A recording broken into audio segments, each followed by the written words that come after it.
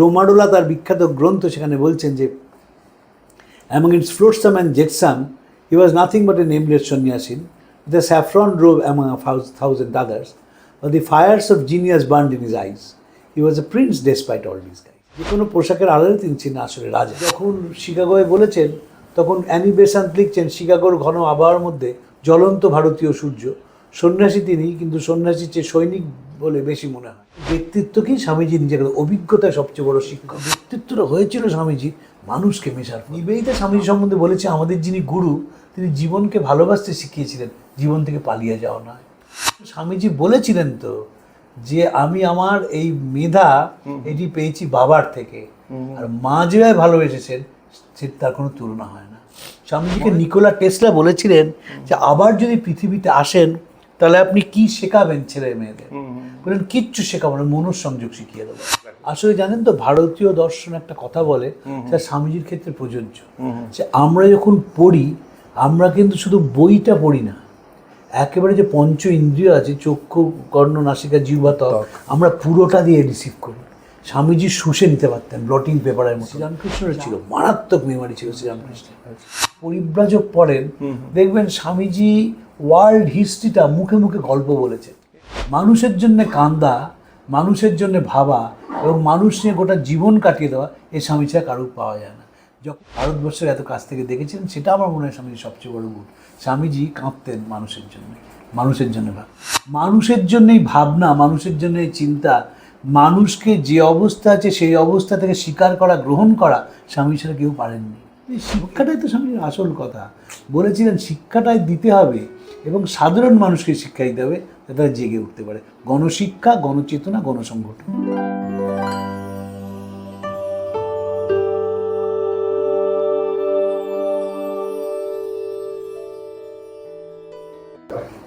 নমস্কার। স্মরণে মননে চিন্তায় ও চেতনায় স্বামী বিবেকানন্দ এই পডকাস্টে আপনাদের সকলকে সাদর অভ্যর্থনা ও আমন্ত্রণ জানিয়ে আজকে অনুষ্ঠান শুরু করছি।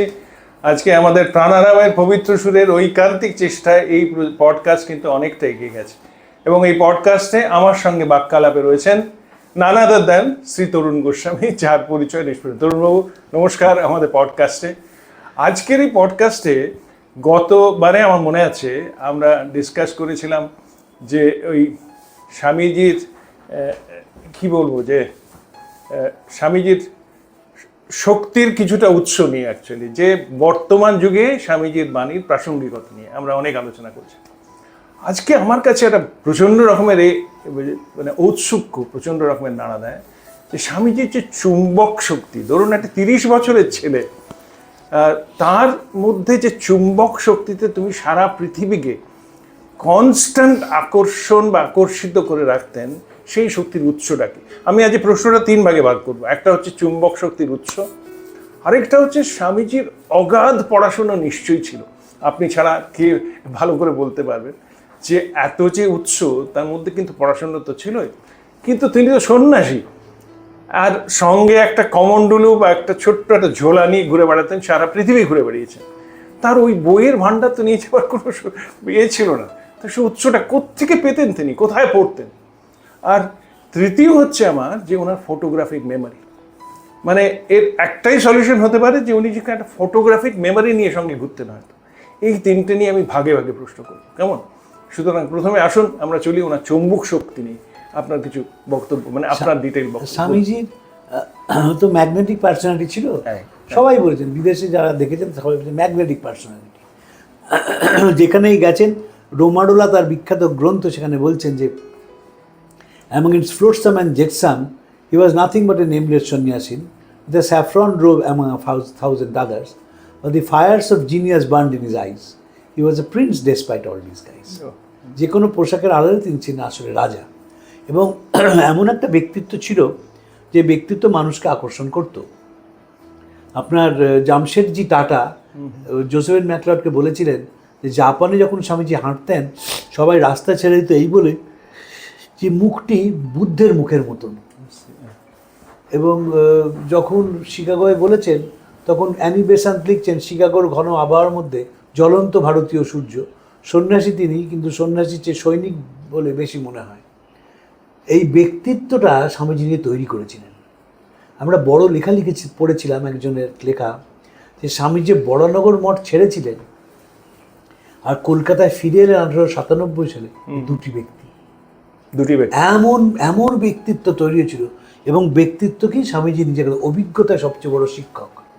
স্বামীজির মধ্যম ভ্রাতা মহেন্দ্রনাথ স্বামীজিকে 1896 সালে লন্ডনে দেখেন। 3 রাস্তার মোড়ে স্বামীজি দাঁড়িয়ে আছেন, মাথায় পরনে কালো পোশাক, মাথায় কালো টুপি।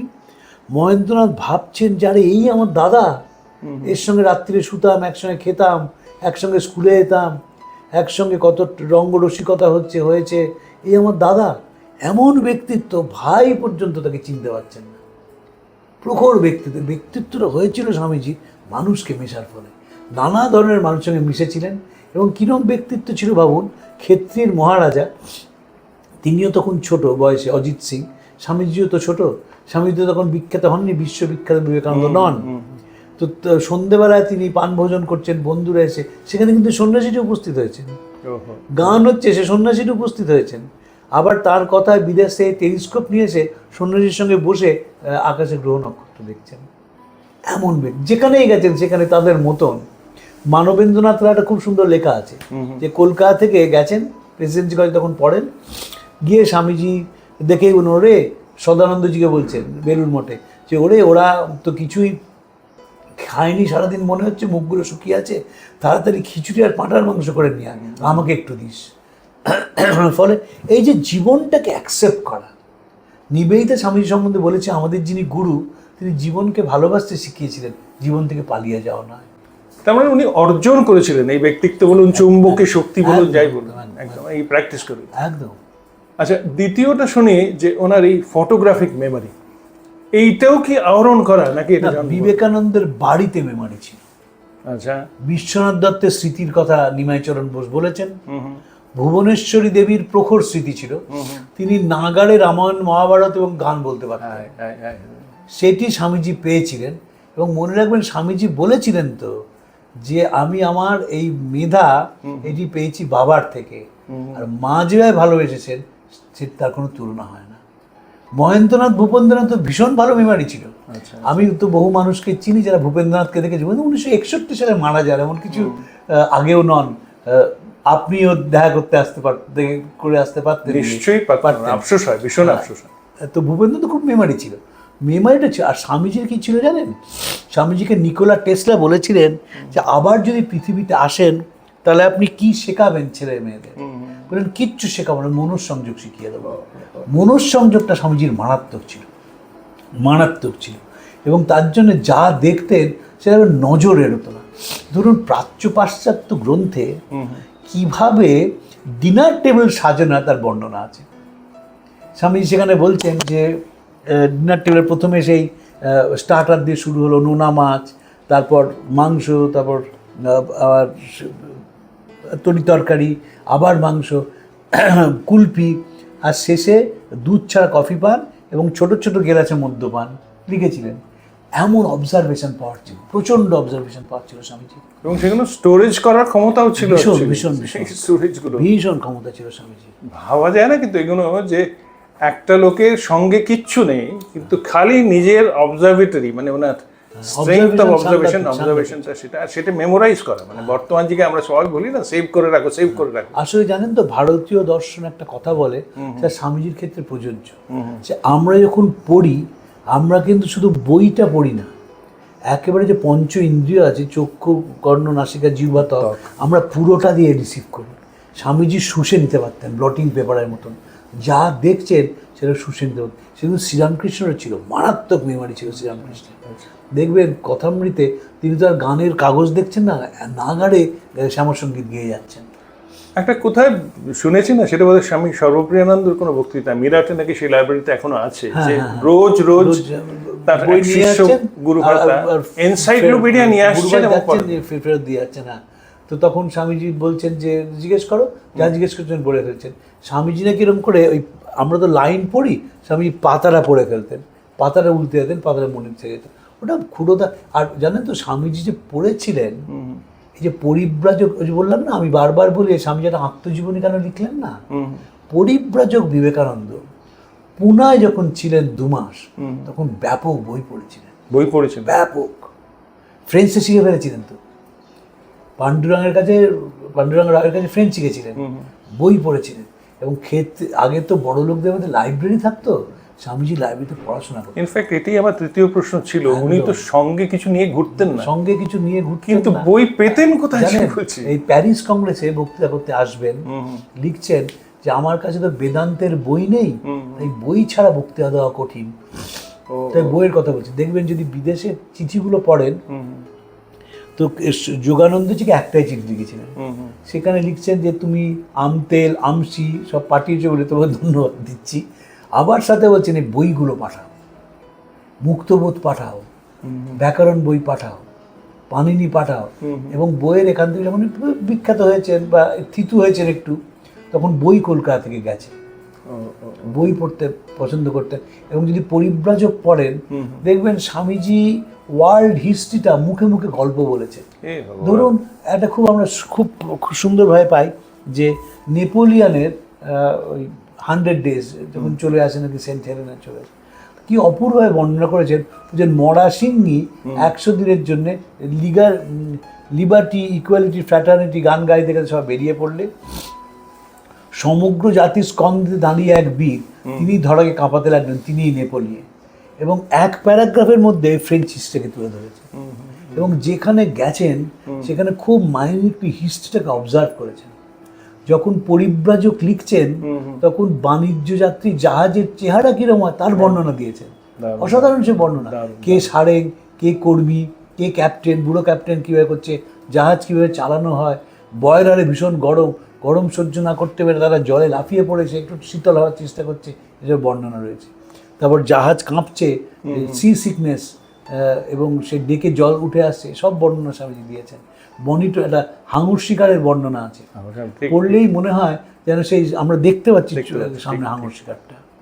এবং তাদের মানুষের যারা যখন ডেকে তোলা হলো, এক একটি মানুষের এক এক রিয়াকশান, যে কেউ সে হাঙরের মারা যাওয়াটা দেখছে না, আবার লুকিয়ে একটু দেখার চেষ্টা করছে, তারপর তার পেট চেরালো, সেখান থেকে মাছ বেরোলো, কাঠ বেরোলো, খড় বেরোলো, অসাধারণ বর্ণনা স্বামীজি। আচ্ছা, এবারে একটা অন্য কৌতূহল আমার কাছে আছে ওনার রান্নার ব্যাপারে। ওনার রান্নার ব্যাপারেও শুনেছেন, মানে হি ওয়াজ এ ক্লাস 1 কুক। যে বাড়িতে জন্মেছিলেন সেই বাড়িতে রান্নার খুব চল ছিল। বিশ্বনাথ দত্ত বিরিয়ানি খেতে ভালোবাসতেন, এবং হিন্দুদের তৈরি করা বিরিয়ানি নয়, মুসলমানের বিরিয়ানি। রাজাবাজার থেকে একজন মুসলমান পাচক তিনি যেতেন, তিনি দত্ত বাড়িতে বিরিয়ানি রাঁধতেন, এবং মাংসটা ও বাড়ির একেবারে রক্তমজ্জা হাড়ে মেশা ছিল, যাতে বড় ছেলের মাথাটা পরিষ্কার হয়। তিনি স্কুল থেকে ফিরে এসে পাঁঠার ঘিলু খেতেন, তার ব্যবস্থা ছিল, মাছের মুড়ো, এবং প্রোটিন ওই বাড়ির একটা খাদ্য তালিকায় থাকতোই। শঙ্করীবাবু খুব সুন্দরভাবে লিখেছেন যে একদিন সে খাওয়া বন্ধ হয়ে গেল, অন্য কোনো কারণে নয়, পিতার মৃত্যু নামক সংক্রামক ব্যাধির জন্য। কিন্তু স্বামীজি তো রান্না করতেন, বিদেশে তো রান্না করেছেন।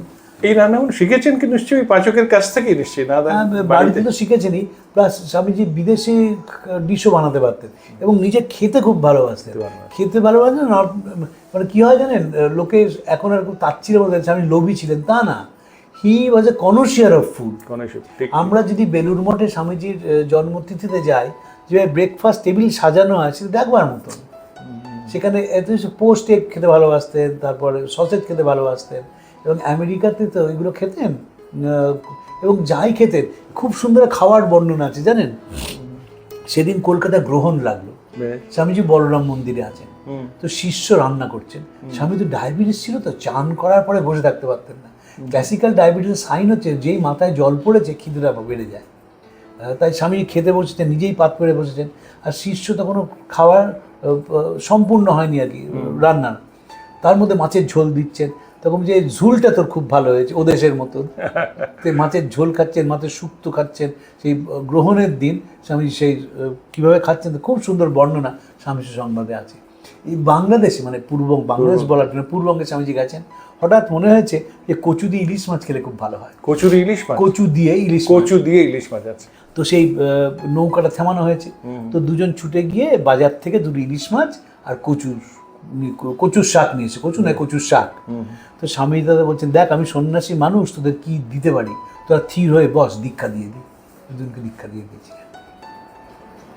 তো সবসময়ই তার যেখানেই গেছেন, তাহলে কোথায় একজন, আচ্ছা এবারে আপনাকে একটা প্রশ্ন করি যে আপনি তো স্বামীজির চর্চার দিন করেন, এই যে স্বামীজির কতগুলো গুণের পরিচয় পাচ্ছি, উনি একদিকে ভোজন রসিক ছিলেন, ভালো পাচক ছিলেন, চুম্বক শক্তি ছিল, ফটোজেনিক মেমোরি ছিল, এই মানে অনন্ত গুণের মধ্যে আপনাকে যদি বলা হয় যে স্বামীজির কোন গুণটা আপনার সবচেয়ে বেশি অ্যাট্রাক্ট করে, আপনার কিছু বলতে পারবেন? এক কথায় বলে দিচ্ছি, বলুন। মানুষের জন্য কাঁদতে শিখেছিলেন। আহা, মানুষের জন্য কাঁদতে শেখা, এটাই হচ্ছে শ্রীরামকৃষ্ণ ঢুকিয়ে দিচ্ছেন মাথায়। মানুষের জন্য কান্দা, মানুষের জন্য ভাবা এবং মানুষ নিয়ে গোটা জীবন কাটিয়ে দেওয়া, এই স্বামী ছাড়া কারো পাওয়া যায় না। যখন স্বামীজি ভারতবর্ষের স্বপ্ন দেখছেন, নতুন ভারত বেসুক বেরুক চাষার কুটির থেকে, বুনাওয়ালার উনুনের পাশ থেকে, ঝোড় জঙ্গল পাহাড় পর্বত থেকে, তখন পরাধীন ভারতের কেউ ভাবতেই পারেনি সাধারণ মানুষের জাগরণ সম্ভব। তারা মনে করেছিলেন ভারতবর্ষের শিক্ষিত মানুষরাই মানুষ, একমাত্র তারাই আলো আনতে পারে। তা নয়, স্বামীজি দেখিয়েছিলেন যে রাজা মহারাজরা নয়, সাধারণ মানুষের মধ্যে দিয়ে ভারতবর্ষ জেগে উঠবে। ভারতবর্ষের এত কাছ থেকে দেখেছিলেন, সেটা আমার মনে হয় স্বামীজির সবচেয়ে বড় গুণ। স্বামীজি কাঁদতেন মানুষের জন্য, মানুষের জন্য ভাবতেন। তার মানে ভাবুন, আমাদের এত সব রাজনৈতিক, কেউ কমিউনিজম বলে, কেউ অমুক বলে, তুসুক বলে, সবাই জনগণ জনগণ করে, তার মধ্যে পীঠস্থান, পিক যদি বলা যায়, সে স্বামীজি। সন্দেহ নেই, কোনো সন্দেহ নেই। না না না, কোনো সন্দেহ নেই। যেখানে মানুষের জন্যই ভাবনা, মানুষের জন্যই চিন্তা, মানুষকে যে অবস্থা আছে সেই অবস্থা থেকে স্বীকার করা, গ্রহণ করা, স্বামী ছাড়া কেউ পারেনি। এবং এটাই স্বামীজির তো পড়েছ, পিতৃদেব ভব, মাতৃদেব ভব, আমি বলি দরিদ্রদেব ভব, মূর্খদেব ভব। দরিদ্র, মূর্খ, অজ্ঞান, কাতর, এরাই তোমার দেবতা হন, এদের সেবাই পরম ধর্ম জানবে। স্বামীজি লিখলেন গুরু ভাইদের চিঠি আমেরিকা থেকে, তারক দাদা, কালীকৃষ্ণবাবু, তোমাদের একটা মতলব দিচ্ছি, যদি পারো তবে বুঝবো তোমরা মরদ আমার কাজে আসবে। সেই মরদরা কী করবে? একটা বড় চালা চাই, বড়নগরে অনেক গরিব গুরু আছে, তাদের জুটি আনা চাই, তারপর ম্যাজিক লন্ডন দিয়ে, গ্লোব দিয়ে পড়াতে হবে। ওসব পুঁথিপাত্রার কাজ নয়, মুখে মুখে শিক্ষা দাও। তো এই শিক্ষাটাই তো স্বামীজির আসল কথা। বলেছিলেন শিক্ষাটাই দিতে হবে এবং সাধারণ মানুষকে শিক্ষা দিতে হবে, যাতে তারা জেগে উঠতে পারে। গণশিক্ষা, গণচেতনা, গণসংগঠন। অশেষ অশেষ ধন্যবাদ। আমি জানি না এই এই এই মহাসমুদ্রে আমরা কোথায় নৌকো নিয়ে যাবো আর কোথায় তীরে বেড়াবো। এনিওয়ে, আমরা ফরচুনের যে তরুণবাবুর মতন একজন লোক আছে, যার সঙ্গে আলোচনা করে আমরা শুধু নিজেদের, মানে আপনাদের জানাতে আনন্দ পাই না, নিজেদের জ্ঞান বৃদ্ধি করতে পাই। আশা করি এই পডকাস্ট শুনে আপনারা আনন্দ পাচ্ছেন, আনন্দ পেতে থাকুন। আপনাদের যদি কোনো সাজেশন থাকে নিশ্চয়ই আমাদের বলবেন, এবং পডকাস্ট কীরকম লাগছে সেটা জানালেও আমাদের উৎসাহ বর্ধন হবে। ভালো থাকবেন। আজকে আমরা এখানেই শেষ করছি। নমস্কার।